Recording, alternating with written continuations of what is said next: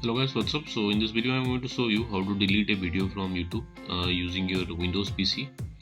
So my YouTube is open. On the top right side corner you can see your profile image. Click there and you can see YouTube Studio Beta. Tap there. Okay, so we are in the dashboard now. So below dashboard you can see videos. Click there. Okay, all your uploaded videos are here. So just look for the video you want to delete and hover your mouse over the video, and you can see these three vertical dots.